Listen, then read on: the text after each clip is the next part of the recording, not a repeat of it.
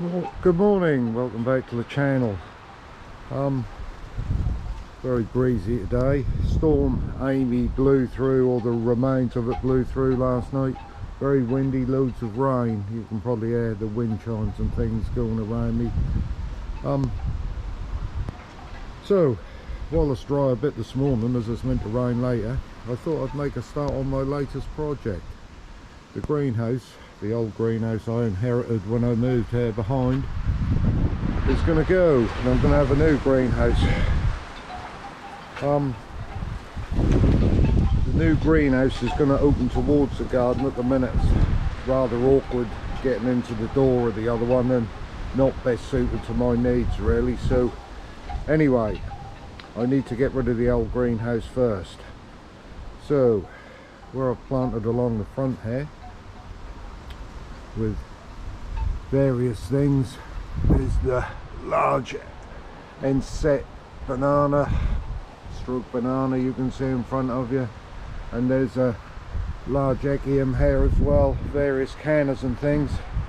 So this morning I'm going to move them in readiness for dismantling the old greenhouse. I'm hoping to move the big Echium. I've moved them when they're large before, but never when they're this large, to be fair. This one isn't actually starting to flower. I think it's going to flower next year. The size that's at now, that'll flower next year. So rather than just dig it up because it's got to come out and lose it, I'm going to try and move it.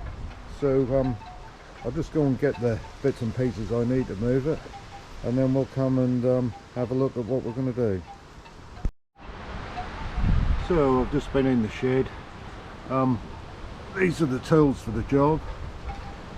If you've never seen one of these before, the spade I'm going to be using, it's called a root slayer. Oh, I've dug some plants up and moved some plants with this spade. Excellent spade. That and an ordinary little border fork, but if we just take a look at this spade, if you can see, it's got like a saw edge on it. Lovely strong handle and a saw edge, and as you can see by the shininess of the blade, gets quite a bit of use. One of my go-to tools. I'm not getting paid for saying that, it's just a good, nice quality tool. Anyway, that's what we'll use to dig the Echium out. When you do it, you need to try and get as much root as you possibly can. So it's not going to move far. My plan is I'm going to lift it from over there, and where the Bergmansia you can see in front of you is here. This obviously autumn is fast approaching, and it will need to come out of the ground before the frosts anyway, so I'm going to dig that out, pop that into a pot for the winter, even though it's still, we look up here, attempting to put some more flower buds out. Hopefully it'll carry on in the pot, because what I'm going to do is dig a hole here near the Trachycarpus palm and pop it in here. If we look behind, you can see this year's Echium is still green with a few flowers left on it. Next year, well, this winter that will die, because once Echiums flower, they die, set seed, and that's completed their life cycle. So hopefully, if this one takes, next year I'll have an Echium this side.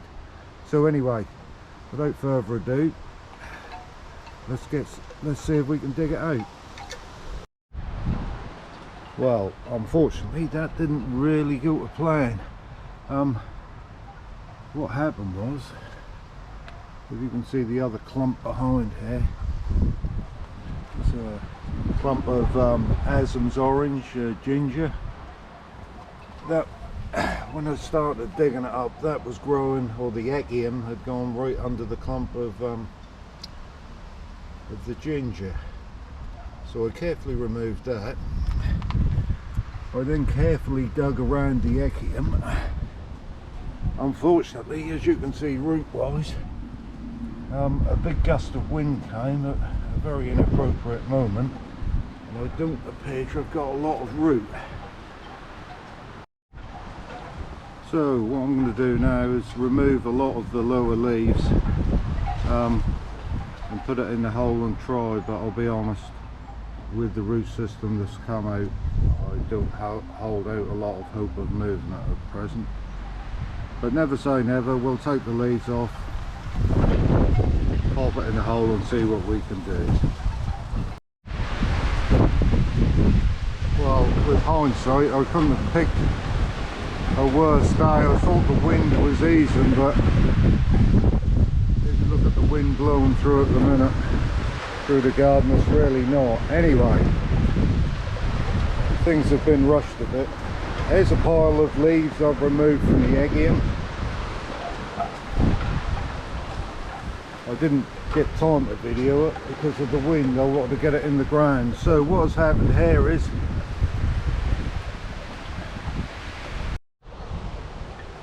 I dug a hole suitable size for the root ball. I've popped it in, and it's got now it's got a chance.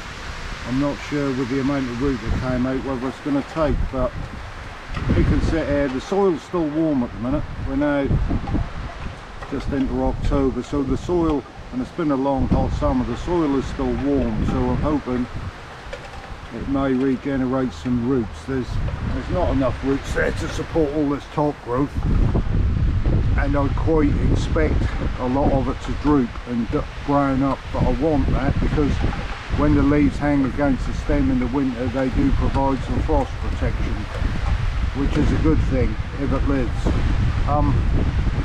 So I've ended up with a big pile of leaves.